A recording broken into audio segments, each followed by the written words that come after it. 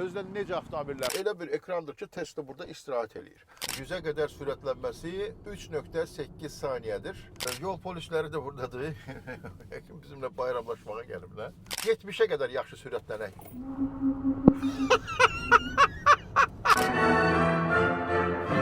Və hazırda eyni məsələ də avtomobilin kənarında.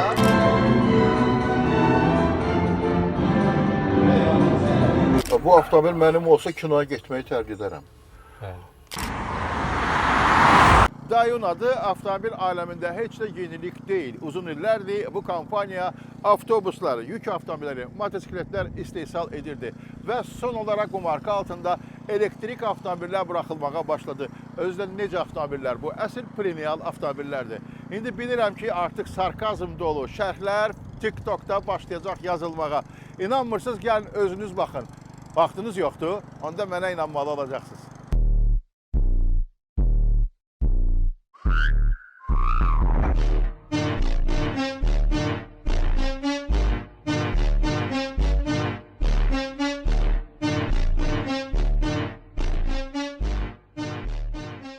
Bir şarjla bu elektromobil 700 km məsafə qət edir. Burada hətta hava hasarları da ağıllıdır. Onlar hərəkətin sürətindən asılı olaraq elə bağlanıb açılırlar ki, qarşıdan gələn havaya daha az müqavimət olsun. Bundan başqa əlbəttə ki, uzaqdan baxanda ola bilər hardasa onun Porsche SUV-ləri ilə oxşarlığı bir balaca diqqətə gəlsin, amma heç bir detal copy-paste olunmuyor. Bu sadəcə ümumi proporsiyalardır. Şəxsən mənə bu iti bucaqlı faralar zövq verir. Baxın onun disklərinə, dizaynına və oradan qırmızı rəngli Brembo əyləciləri sənə baxır, deyir ki, özünü yığışdır, buradayam. Bu avtomobilin əsl baxmalı, görməli, heyrətlənməli detalları əlbəttə salondadır. O qədər təchizat var ki, mən tək başına baş aça bilməzdim. Buna görə də mən satış meneceri Tofiq bəy dəvət eləmək istəyirəm. Tofiq bəy, xoş gördük. Sağ olun, çox sağ olun.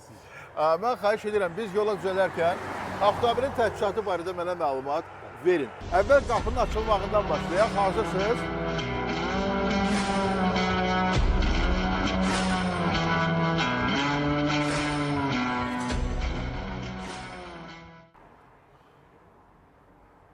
Əvvəla deyim ki, qapını örtmək üçün heç yerə dartılmaq lazım deyil. Ya burada bir düymə var, ya da sadəcə əyləci basırsan və qapı örtüləcək.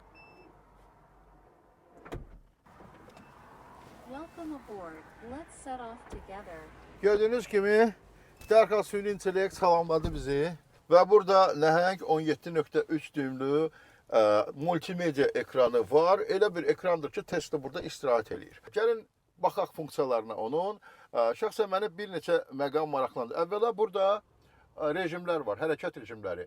Qənaət, standart, idman rejimi, qar rejimi, qum rejimi, yəni bizim çimərliklərə getmək olar. İstehlakçı rejimi buna deyək, yəni ki, özün kökləyə bilərsən. Avtomobil burada özü sanki şəffafdır, asfaltın üstünü də göstərir və real rejimdə avtomobilin qabağında nə görünürsə, mənzərə tam verilir. Aromatizator. İstədiyiniz aromatı seçə bilərsiniz. Bardachok necə açılırdı?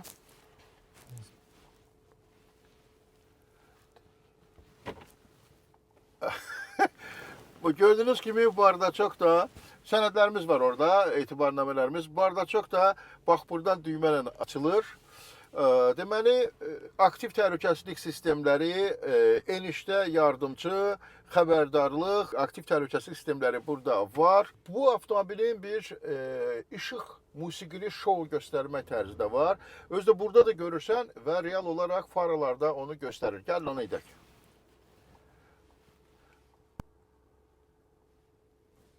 Gördüyünüz kimi indi hazırda şou başlayacaq.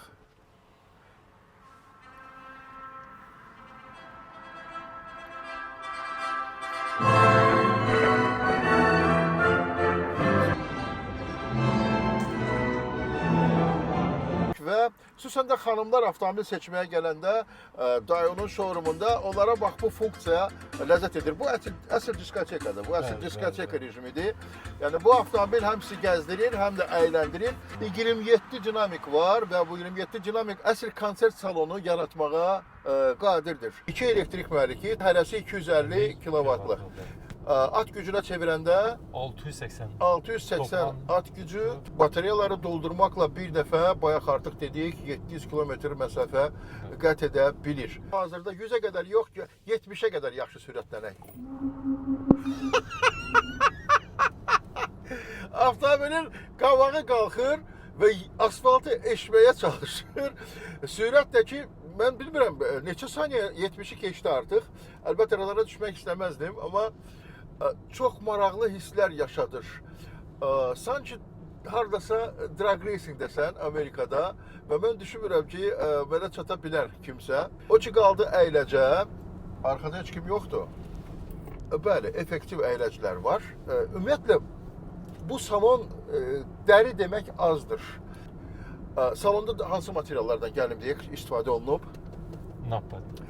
Hər tərəf nappadır. Hər tərəfdə nappa. Salonda hər tərəf nappa dərisidir. Texnologiyadır, özü nappa. Çox zəngin görünür avtomobilin salonu. Çox dəbdəbəli görünür. Bu da təsadüf deyil, çünki Dayun elektromobilləri özlərini mövqeləyirlər. Premiumdan lüksun arasında hardasa. 曾经是毒气，生物的进化不是前进这件事。 Bu avtomobil mənim olsa kinoya getməyi tərk edərəm. Xüsusi effektlər var burada. Təəssüf ki, video bunların hamısını çatdıra bilməyəcək. Deməli, piyada üçün təhlükəsizlik sistemi var. Arxaya verəndə də, qarşıya gedəndə də piyadanı vurmayacaq, xəbərdarlıq edəcək. Qarşıda olan maneə ilə xəbərdarlıq var. Yanlardan xəbərdarlıq var. Əgər ölü zonada motosikletçi varsa, dərhal sizə siqnal gələcək. Bir sözlə təhlükəsizlik də yüksək səviyyədədir. 5 ulduzlu təhlükəsizlik sistemi deyirlər. Yəni bu Avropanın öz sistemi var təhlükəsizliyi ölçmək üçün. Çinlilərin çox ciddi sertifikat alma hər avtomobil üçün sistemi var və əlbəttə ki, təhlükəsizliyə çox böyük önəm verilir. Deməli, təhlükəsizlik üçün çox önəmli bir informasiya. Avtomobilin gövdəsinin, kuzovun hər bir dirəyi 13 ton yükə dözə bilər. Üstəgəl qəza zamanı 3 saniyədən az müddətə elektrika tam söndürülür. Airbag'ın açılma sürəti ilə bu elektrik sisteminin söndürülməsi eynidir. Yəni, toqquşmadan sonra alışma təhlükəsi də demək olar ki, sıfıra indirilir.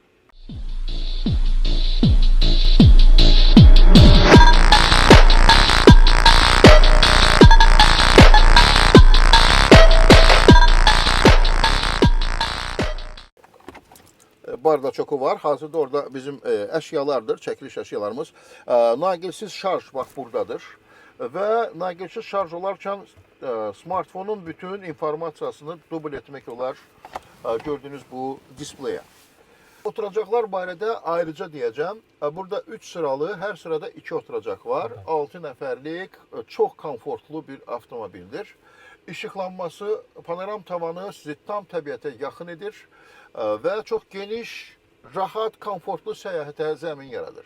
Avtomobil gecə görüntü kameraları ilə təchiz edilib, yəni tam duman olsun, qaranlıq olsun, qarşıdakı mənzərəni görəcəksiniz. Avtomobilin şasisi tam alüminium, gövdəsində isə xüsusi polad və alüminium qatqılarından istifadə olunub.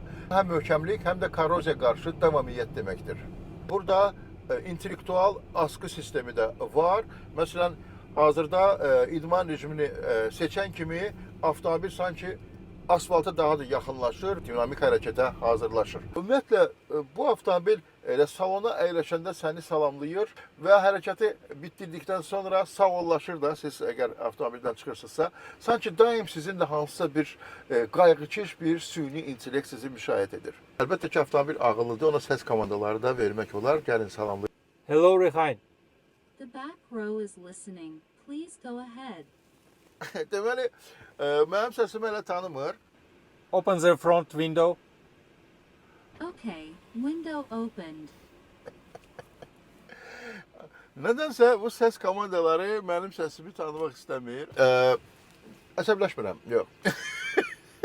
Maraqlıdır, arxa sırada mən özümü necə hiss edəcəm.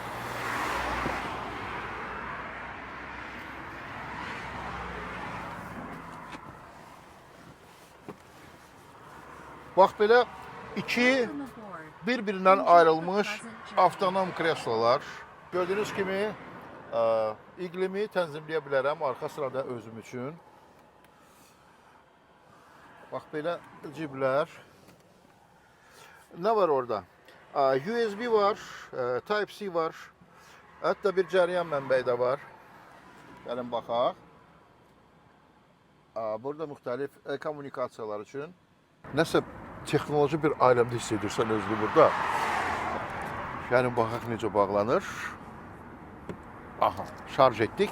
Dayun Rehai H8'dir bu modelin adı və istehsalçının digər modelləri də var, amma bu günə olan ən populyar Çin bazarında da və qlobal bazarlarda da məhz bu crossover və sedan variantı da var, Dayun Y6. Demək olar ki, onların ön paneli və texnologiyaları eynidir, amma gördüyünüz kimi SUV-dir və 6 nəfər ardıcıl ayrıca kreslolarda səyahət edə bilərlər. Arxa oturacaqda səyahət üçün gördüyünüz kimi bax belə rahatlıq da var. Əsl təyyarə və ya sürətli qatar rahatlığı. Üçüncü sıraya keçmək üçünsə bax buradakı kreslonun arasında gördüyünüz kimi bir yol var. Deməzdim ki, mən ora keçəcəm, amma adətən belədir. Son sırada daha cavanlar, daha gənclər, uşaqlar yerləşir. Dayunun emblemi əlbəttə ki, barmaqla üstünü örtsək, sizdə hansısa asosiasiyalar yarada bilər. Bu Dayun Rehai'nin emblemidir və hazırda kapotu açmağa cəhd edirəm. Gördüyünüz kimi kapotun altında kapotun altına baş vurmaq lazım deyil. Ümumiyyətlə burada sadəcə ola bilər ki, kiçik bir çantanı yerləşdirəsən və bir də əlbəttə ki, şüşəsələr üçün bax burada maye tökməyə yeganə mənim tanıdığım burada nəsə var.